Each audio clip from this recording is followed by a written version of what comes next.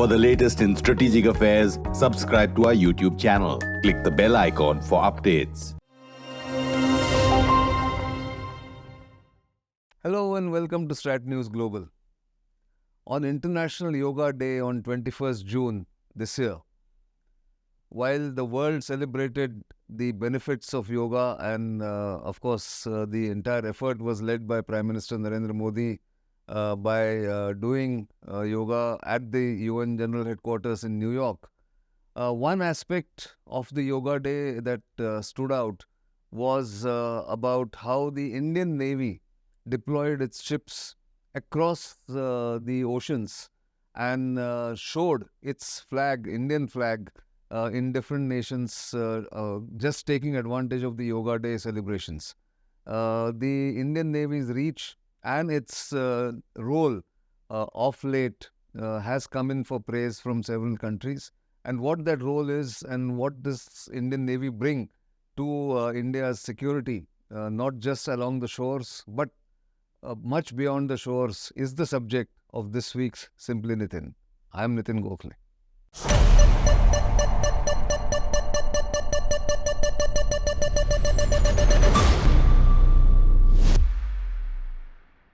So if you look at the map that is flashing on your screen, the Indian Navy deployed 19 ships, different warships of different class, across different ports. If you look at the entire arc, it sort of spans the African continent, then goes into the Middle East or the Persian Gulf, and goes right up to South China Sea. So the entire arc, if you see on that map, shows how Indian ships, 19 of them with about 3,500 personnel, were deployed on the International Yoga Day, and the sailors and officers on board these ships actually performed yoga that day. But yoga was just as a hook or a peg to hang the entire deployment of these Indian naval ships. By showing their flag and showing their presence in different ports along these areas that I mentioned, the Indian Navy was actually projecting its reach, its influence, and its capability, what it is capable of when it comes to reaching out for either humanitarian disaster relief operations, or even in a hot war or during supply crisis, how they can reach to these places. So just if you look at randomly where these ships were, they were in Mombasa, in Kenya, in Muscat. They were at Chittagong port in Bangladesh. There was a ship in Phuket. There was a ship off Malacca Straits, and there was a ship off Jakarta. Besides one ship in Colombo, the other ship in Maldives, one more ship in Dubai, and the third ship in somewhere in Bay of Bengal. So the entire arc shows you the Indian naval influence in the Indian Ocean region, in the Bay of Bengal region, and increasingly to the east of Bay of Bengal, that is going towards the Malacca Straits. But that's not something that one is going to talk about, because International Yoga Day is one celebration or one day that these ships were there. But I was looking at some of the publicly available data, and it shows that the Indian Naval Frigate INS Trishul also was deployed in Durban in South Africa on a 3-day goodwill mission, marking several historic events in that country. The 30th anniversary of the restart of the India-South Africa diplomatic relations. Remember, India had boycotted South Africa during the apartheid regime, and until Nelson Mandela became the president there in South Africa, the diplomatic ties were not resumed. So that ship went there, Indian Naval Frigate INS Trishul was there. Then the two of the Trishul also from South Africa, it went to Madagascar and Comoros, which are important maritime islands in the southern Indian Ocean, southwestern Indian Ocean region, which straddle the important sea lanes of communication, and therefore the visit was itself important to show India's presence there. Then there was, of course, if you look at what happened in Kenya, in Mombasa, INS Sunayana was conducting the drills on maritime challenges along with the Kenyan Navy. They exchanged standard operating procedures. They also looked at enhancing interoperability between the two navies, and the sea phase between the Kenyan ship KNS Zasiri and INS Sunayana, the Indian naval ship, was to take place after the Yoga Day on 21st of June. And this same ship, INS Sunayana, later went to Mozambique, which is another important maritime nation on the east coast of Africa, which is not very far from India's western coast, going through the Arabian Sea and then going finally to the east coast of Africa. And this ship visited the port of Beira, Beira it is spelled, and held a meeting with the Secretary of State of Mozambique on International Yoga Day, and later on 28th of June, it was there at the Maputo, where India's Charge d'Affaires was also on board the same ship, INS Sunayana, which called on the Mozambique port.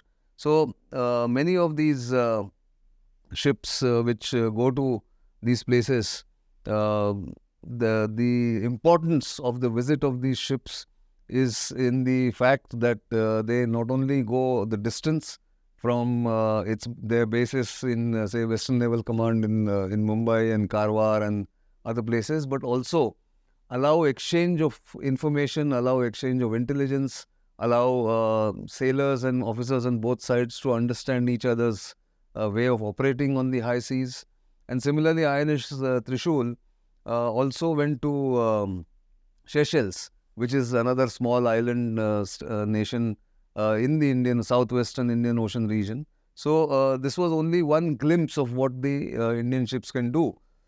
But what I wanted to emphasize was that since 2015, when Prime Minister Modi went to Mauritius and Seychelles and Sri Lanka, and then unveiled the vision of Sagar, security and growth for all in the region, which is India's maritime strategy, the activity and the tempo of operation by the Indian Navy in this region has increased manifold. And now one new term that is being increasingly used by observers who observe the maritime space is that India is the partner of choice when it comes to providing security to these smaller island nations or smaller countries in the region. Earlier, the term that was used was that India is a net security provider in the Indian Ocean region. Now, net security provider is a little impractical aspect when it comes to providing security to everyone in the region. It's not possible for one navy to do it, and it was a little unrealistic to think that India can be a net security provider. This new term of partner of choice or preferred partner of choice is something which is more practical. India can cooperate with different navies, and as all of you perhaps know, some years ago I had done a program on some of the areas or bases in which India is working actively with the local governments, is giving India the advantage of creating space where Indian ships can go and do what is called operational turnaround. So look at the number of island nations that are cooperating with India, from Mauritius and Madagascar and Seychelles to even Oman, where India's National Security Advisor Ajit Doval was just earlier this week on his way back from US and Egypt, where he visited the port of Duqm, which is a special economic zone and where India has taken some space. It is one of the largest areas and ports, natural ports that is available to India. You go down to Seychelles, there is an island called Assumption, in which India is helping Seychelles build a kind of facility for operational turnaround of ships. Airfield or an airstrip is being built there so that friendly nations can take their surveillance planes to Seychelles when required. And the island of Agalega, which belongs to Mauritius, which is about 400 nautical miles north of the main island of Mauritius, is also being developed by India by investing money in creating a jetty there, an airstrip there.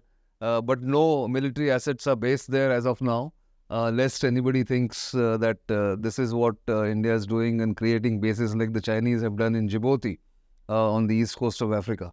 India doesn't need to create military bases. It has friendly relations with most of these countries. So from Mozambique and Comoros and Madagascar to Seychelles, Mauritius and Maldives, India has created an arc of goodwill, if I can use the term. And therefore, Indian ships go there frequently.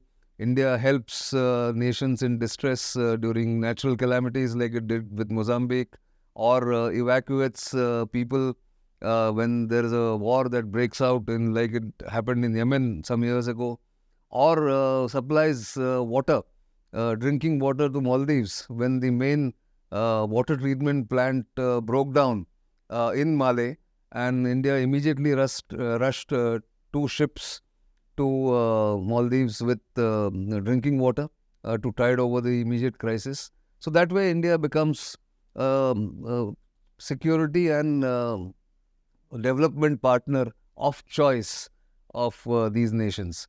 And if we go back to what happened in these last few years, India actually used to escort Indian shipping as well as other nations' ships, commercial ships in the Persian Gulf, in the Gulf of Aden when it was infested with pirates.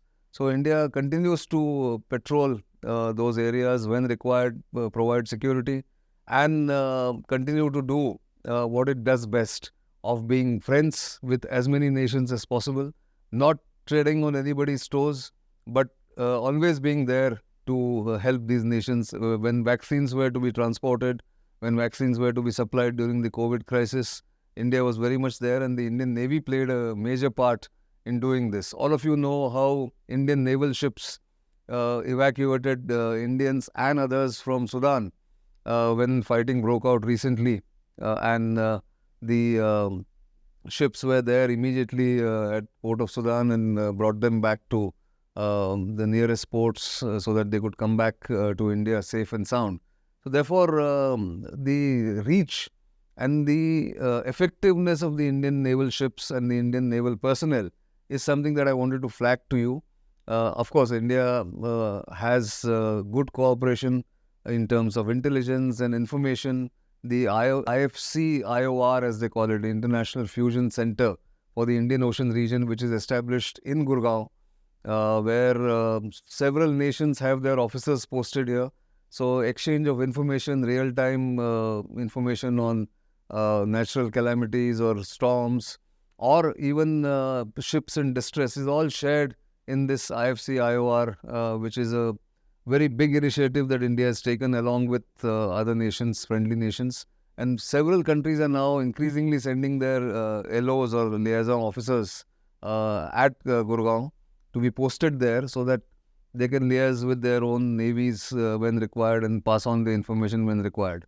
All of you know one final point I want to make, that one Indian naval officer is now posted at Bahrain for the US command, where he will liaise with the US naval establishment there, and of course create a kind of database for Indian Navy. And India's newfound status with Indian Navy was always very big in the Indian Ocean region, but now with the Indo-Pacific becoming more active and the US Navy having renamed its old Pacific Command to Indo-Pacific Command, itself shows how important it looks at how vital is India's contribution to this partnership of willing coalitions or willing democracies when it comes to providing security and succor and relief to different nations in the Indian Ocean region